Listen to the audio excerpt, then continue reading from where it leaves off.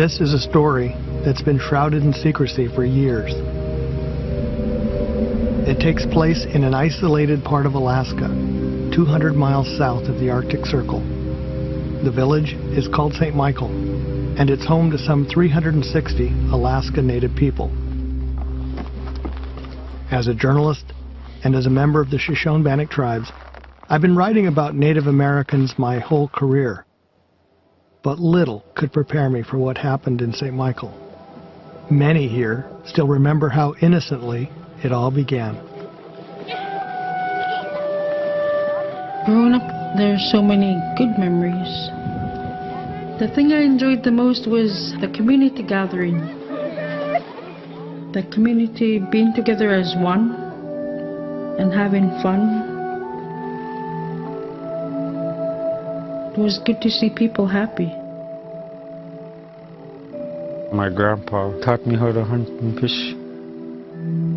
I used to love to go out with him, go fishing, hunting and trapping. My earliest memories was people were very devoted Catholics. We went catechism right out to school. We went straight across to the church. We were right next to the Catholic church from the old school. The church in St. Michael was built in the early decades of the 20th century as missionaries helped spread Catholicism across Native Alaska. Before the white man came, the Eskimos believed that everything had a spirit. We respected everybody and we knew that there was somebody up there taking care of us. Now almost everybody here is Catholic. To run the parish in St. Michael, the church sent Father George Endall. One of the state's pioneer priests, Endall moved from church to church throughout Alaska before landing in St. Michael in 1968. He brought with him a church volunteer named Joseph Landowski, who he'd given a job to years earlier.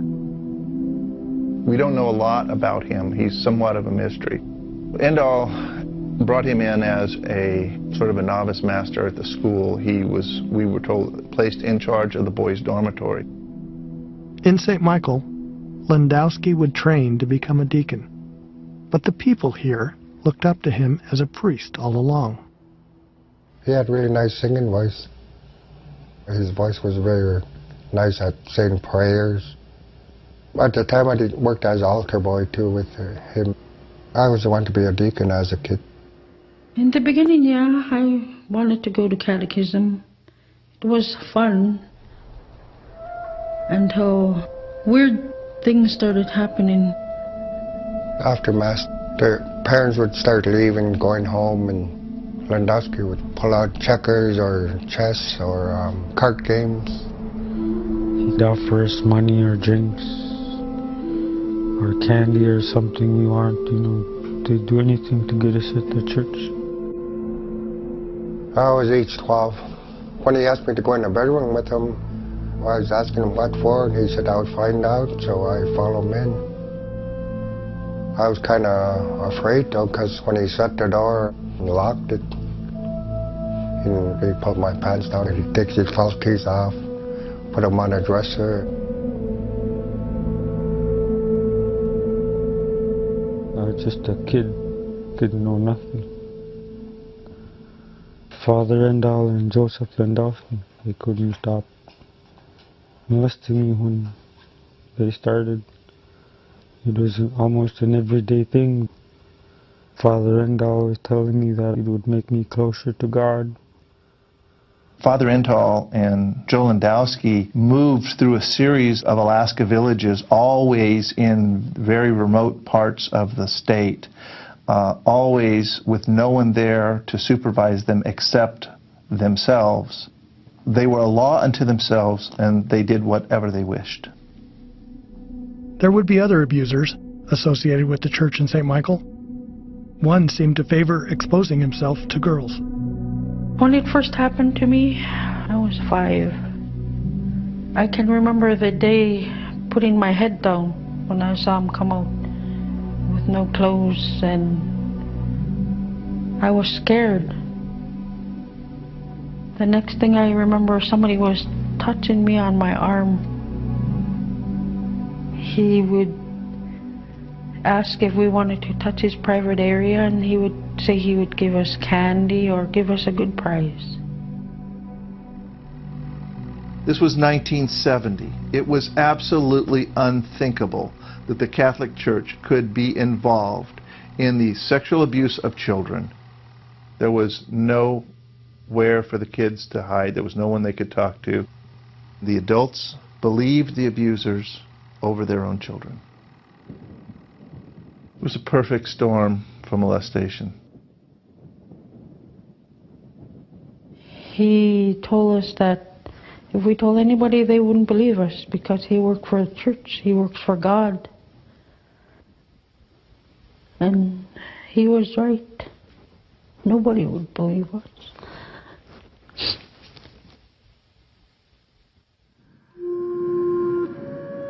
I told my dad what happened in the church. I told him that guy touched me in my mouth and in my bottom.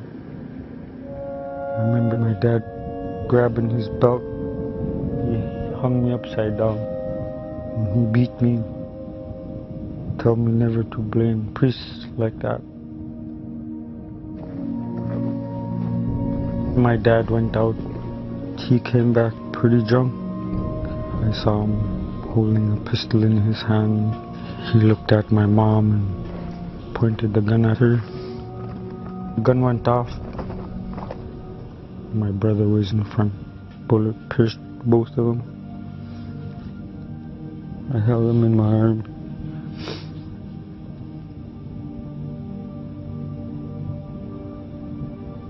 My brother didn't have to die just because I told my dad the truth.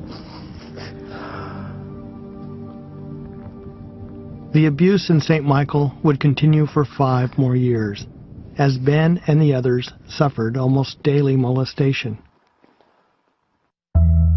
Then, one day, in the summer of 1975, Joseph Landowski would finally be caught in the act. My cousin Martha came and she saw what Joseph was doing and she screamed. She said, "Oh, Ben, I'm gonna go tell, I'm gonna go tell." He went after her and tried to give her money or candy just to stop her from talking. She said, "No, leave me alone," and then she went running out. As word spread, pressure mounted on Father Endall to act. The police were not called. Even when there was an eyewitness to the abuse, the authorities were not called. The church handled it internally. Landowski was transported out of the town and left the state, and as far as we know, never returned. But Father Endall stayed. Through it all, he remained revered and above suspicion. Although for 8 more years, he would continue to molest the boys and girls of St. Michael. Under Father Endall's watch, nearly 80% of the town's children, literally an entire generation, were molested. The odds of being abused as a little Catholic boy or a little Catholic girl in that diocese was staggeringly high, higher than any other place in the United States that has ever been investigated to date. There's a lot of people that will not acknowledge this pain. The hurts and the suffering here, you can tell in their eyes. They're trying to run away from it, but it's always there. Ultimately, several dozen priests and church workers would be named as abusers. Not just in St. Michael, but in Alaska Native villages across the state. Few were as widely known at the time as Father James Poole. The host of a popular Catholic radio program, Poole was once profiled by People magazine as one of Alaska's hippest DJs. But decades later, he would be named as an abuser by almost 20 different girls and women. The first to step forward was Elsie Boudreau. Father Poole would have me sit on his lap, straddling his legs, and we would French kiss for hours. He would tell me that he was my friend and that he was my brother my father, and my lover. Boudreau said the abuse lasted for almost 10 years. And on one occasion, she said, Poole raped her. Finally, she moved away and made a new life for herself in Anchorage. Were you going to watch the game? Yeah. Did you have it recorded? She married and started a family. But then, she said, the memories of the abuse became inescapable. When my daughter turned 10, the age that I was when the abuse began, it was really hard to shield the fact that I was sexually abused. It was like flooding my consciousness. Boudreau turned to the Catholic Church for answers, but couldn't get anyone to talk to her. Finally, she got the attention of the new bishop, Donald Kettler, who'd just come from South Dakota to lead the Fairbanks Diocese. I met Bishop Kettler. I identified that I was a sexual abuse victim of Father Poole's, and I just laid it all out and talked about how hurtful it had been to have come forward and to not get a response from anyone from the church, to not be acknowledged, not be validated, not be comforted, nothing. He didn't get it. The Catholic Church abuse story was breaking around the country in 2002, and Boudreau decided to call a lawyer. Ken Rosa was a former Anchorage prosecutor who'd just begun to investigate abuse claims across Alaska. Each time as we identified a new molester, it would open up a new group of victims because no victim wanted to be the first one to say something about a priest until they found out somebody else had made a complaint against their perpetrator, and then they would go, wow, I'm not the only one. My name is Elsie Boudreau. My Yupik name is Burin. Boudreau filed suit against the church, and then she decided to go public. We ask that the church stop hindering the criminal and civil prosecution of men who have abused our children and the people who have covered up the crimes. As the story unfolded, dozens more victims came forward. This time, Attorney Rosa filed a class action focused mostly on the abuse of Joseph Landowski in St. Michael. It's pretty clear from the evidence that Landowski molested every male child he could get his hands on. He lived and breathed every moment of every day to molest boys.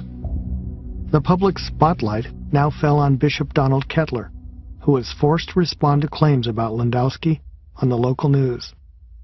I was completely surprised. I did not know anything about this, or I didn't know who this gentleman was. All I can tell you, all that I know, is that he was listed as a volunteer in some of our... The bishop first denied any church responsibility for Landowski. Then he said the church had no knowledge of his abuse. There's nothing that we have found that would indicate that Landowski sexually abused any children. Nothing that we found. But Ken Rosa turned up new information from the church's own files. We looked at documents to prove to the church that Joe worked for them and extracted all the evidence and then gave it back to them and said, now, tell me Joe Landowski didn't work for you.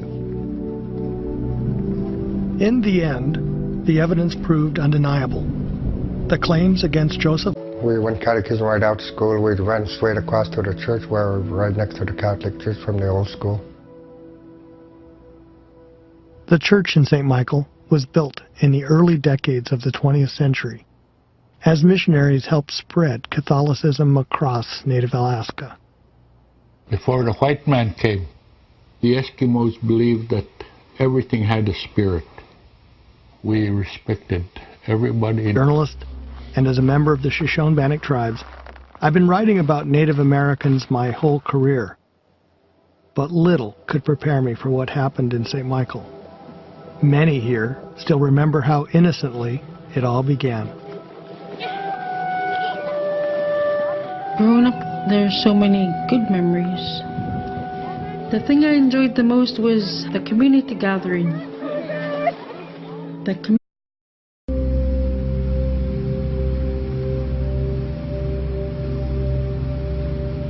This is a story that's been shrouded in secrecy for years. It takes place in an isolated part of Alaska, 200 miles south of the Arctic Circle. The village is called St. Michael, and it's home to some 360 Alaska Native people. As a community, being together as one and having fun. It was good to see people happy. My grandpa taught me how to hunt and fish. I used to love to go out with him, go fishing, hunting and trapping. My earliest memories was people who were very devoted Catholics. We knew that there was somebody up there taking care of us. Now almost everybody here is Catholic. To run the parish in St. Michael, the church sent Father George Endall. One of the state's pioneer priests, Endall moved from church to church throughout Alaska before landing in St. Michael in 1968. He brought with him a church volunteer named Joseph Landowski.